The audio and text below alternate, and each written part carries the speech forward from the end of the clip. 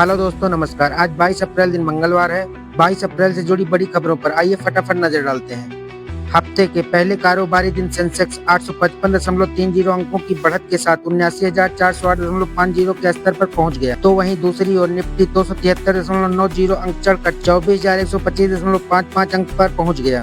Banking शेयरों में तेजी से निफ्टी बैंक अपने उच्चतम स्तर पर पहुंच गया है। प्रधानमंत्री नरेंद्र मोदी और अमेरिकी उपराष्ट्रपति जेडी वेंस की सोमवार को नई दिल्ली में बैठक हुई। दोनों नेताओं ने भारत अमेरिका व्यापार समझौते में हुई प्रगति का स्वागत किया और ऊर्जा, रक्षा व तकनीकी क्षेत्रों में सहयोग बढ़ाने की चर्चा की। इन्हीं बड़ी खबरों के साथ आइए आज की दूसरी खबर पर नजर डालते हैं। भारतीय रिजर्व बैंक ने सोमवार को बैंकों को 10 वर्ष से अधिक आयु के बच्चों को स्वतंत्र रूप से बचत जमा खाते खोलने और संचालित करने की अनुमति दे दी। केंद्रीय बैंक ने इस संदर्भ में नाबालिगों के जमा खाते खोलने और संचालन पर संशोधित निर्देश जारी किए हैं। रिजर्व बैंक ने वाणिज्यिक बैंकों और सहकारी बैंकों को जारी परिपत्र में कहा है कि किसी भी आयु के नाबालिगों को अपने प्राकृतिक व कानूनी अभिभावक के माध्यम से बचत और सावधि जमा खाता खोलने और संचालित करने की अनुमति दी जा सकती है। उन्हें अपनी मां को अभिभावक के रूप में रखकर भी ऐसे खाते खोलने की अनुमति दी जा सकती है। इन्हीं बड़ी खबरों के साथ आइए आज की ताजा खबरों पर नजर डालते हैं। उत्तर प्रदेश में अब हर तरह की गाड़ी खरीदना महंगा होने जा रहा है। 2 पहिया से लेकर 4 पहिया वाहनों तक में कर बढ़ा दिया गया है। उत्तर प्रदेश में 2 पहिया और 4 पहिया वाहन खरीदने पर करीब 1% दरें बढ़ा दी गई हैं। संशोधित दरों के संबंध में अधिसूचना जारी कर दी गई है। अब 10 लाख रुपए से अधिक कीमत के वाहनों की खरीद पर 11% कर देना होगा। अभी तक 10% ही कर देना होता था। ऐसे में वाहन खरीदना अब महंगा हो रहा है। आरोपी तहब्बुर हुसैन राणा ने अदालत से अपने परिजनों से बात करने की अनुमति मांगी है। राणा ने 19 अप्रैल को अपने वकील के माध्यम से विशेष न्यायाधीश हरदीप कौर की अदालत में यह याचिका दायर की थी। न्यायाधीश ने राष्ट्रीय जांच एजेंसी NIA को 23 अप्रैल तक इस पर जवाब दाखिल करने का निर्देश दिया। इन्हीं बड़ी खबरों के साथ आइए IPL में हो रहे मैचों पर नजर डालते हैं। गुजरात टाइटंस ने गत चैंपियंस कोलकाता नाइट राइडर्स को 39 रनों से हराया और शीर्ष पर अपना दबदबा मजबूत किया। गुजरात ने शुभमन गिल और साई सुदर्शन के 8 शतकों से 20 ओवर में 3 विकेट पर 198 रन बनाए थे।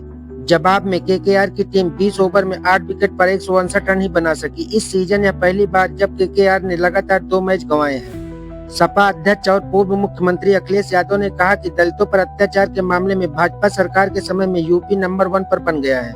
दलितों के खिलाफ सबसे ज्यादा अपराध भाजपा शासित उत्तर प्रदेश, राजस्थान, मध्य प्रदेश, बिहार, ओडिशा और महाराष्ट्र जैसे राज्यों में हो रहे हैं। दिल्ली सरकार जल्द ही दिल्ली की सीमाओं और टोल गेट पर स्वचालित नंबर प्लेट पहचान कैमरे स्थापित करने की योजना बना रही है। इससे उम्र पूरी कर चुके वाहन यदि दिल्ली में प्रवेश करेंगे तो उन्हें पकड़ा जाएगा। ऐसे में पुराने वाहनों को दिल्ली में प्रवेश नहीं दिया जाएगा। यह दिल्ली सरकार द्वारा शहर में वायु प्रदूषण को कम करने के लिए उठाए जा रहे नए उपायों का हिस्सा है। उत्तर प्रदेश के उपभोक्ताओं को अप्रैल माह में बिजली की कीमत 1.24% अधिक चुकानी पड़ेगी। 5 साल बाद पहली बार बिजली की दरों में बढ़ोतरी हुई है। यह दरें ईंधन अधिभार के रूप में भी वसूली जाएंगी। यह अधिभार जनवरी माह का है, जिसे अप्रैल में वसूला जा। इस संबंध में पावर कॉर्पोरेशन ने आदेश जारी कर दिया है।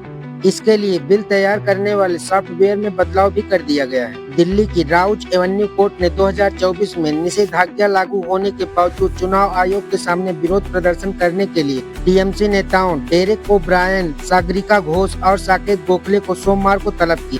पुलिस ने आरोप लगाया कि पिछले वर्ष 8 अप्रैल को आरोपियों ने भारतीय चुनाव आयोग के मुख्य द्वार के बाहर एकत्र हुए और बिना किसी अपेक्षित अनुमति के तथा दंड प्रक्रिया संहिता की धारा 144 लागू होने के बावजूद हाथों में तख्तियां और बैनर लेकर विरोध प्रदर्शन करने लगे। दिल्ली पुलिस ने आगे आरोप लगाया है कि आरोपी व्यक्तियों ने धारा 144 की चेतावनी के बावजूद विरोध प्रदर्शन जारी रखा, जिसके बाद प्राथमिक दर्ज की गई। दिल्ली स्थित दयालपुर के शक्ति विहार में 4 मंजिला इमारत आखिर क्यों गिरी, यह सभी के लिए चर्चा का विषय बना हुआ है। हर कोई अपनी अपनी बात कह रहा है। हादसे में जान गंवाने वाले हाजी तहसीन के पड़ोसियों का दावा है कि उनकी इमारत में बड़े बड़े चूहों ने बिल बनाए हुए थे। चूहों ने इमारत की बुनियाद को पूरी तरह खोखला कर दिया था। इमारत ढहने से 11 लोगों का जनाजा एक साथ उठा। यह बहुत दुखद घटना है। गूगल ने भारतीय प्रतिस्पर्धा आयोग CCI को 20.24 करोड़ रुपए का भुगतान कर एंड्रॉइड TV से जुड़े एक मामले का निपटारा कर लिया है। भारत में संशोधित प्रतिस्पर्धा अधिनियम के तहत निपटाया जाने वाला यह पहला मामला है। 2023 में इस कानून से जुड़े प्रावधानों में बदलाव किया गया था। इससे पहले 2021 में नियामक ने गूगल के खिलाफ विस्तृत जांच के आदेश दिए थे। भारत ने बेलगाम आयात को रोकने के लिए कुछ इस्पात उत्पादों पर 12% अस्थायी टैरिफ लगाया है। इस टैरिफ को स्थानीय रूप से सुरक्षा शुल्क के रूप में जाना जाता है। सरकार ने इस संबंध में सोमवार को अधिसूचना भी जारी कर दी। इस फैसले पर केंद्रीय इस्पात मंत्री एच.डी. कुमारस्वामी ने सोमवार को कहा कि कुछ इस्पात उत्पादों के आयात 12% रक्षोपात शुल्क लगाने के सरकार के फैसले से घरेलू उत्पादों मुख्य रूप से एसएमई को राहत मिलेगी, जिन्हें बढ़ते आयात के कारण भारी दबाव का सामना करना पड़ रहा है।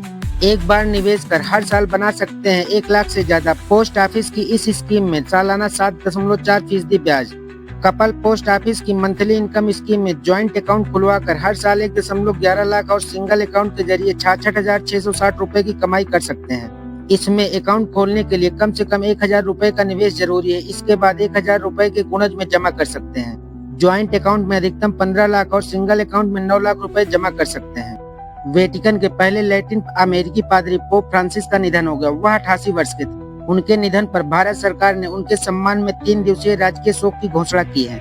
वहीं पोप फ्रांसिस के अगले साल भारत आने की संभावना थी, लेकिन उनके निधन के बाद यात्रा का कार्यक्रम अपूर्ण रह गया। प्रधानमंत्री नरेंद्र मोदी ने पोप फ्रांसिस से 2021 और 2024 में 2 बार मुलाकात की थी और उन्हें भारत आने का निमंत्रण दिया था। पोप ने इसे स्वीकार भी कर लिया था। एक बार फिर से यूपी में सोमवार रात बड़े पैमाने पर आईएएस अफसरों के तबादले किए गए हैं।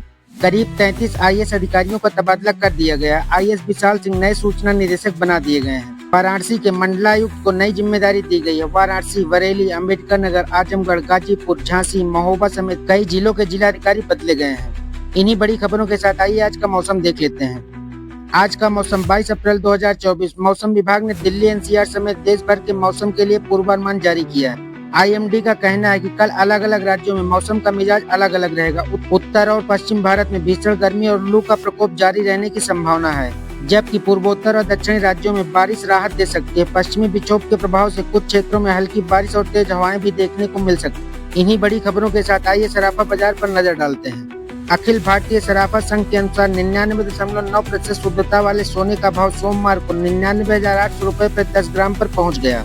तो वहीं चांदी का भाव 96,200 रुपए प्रति केजी है।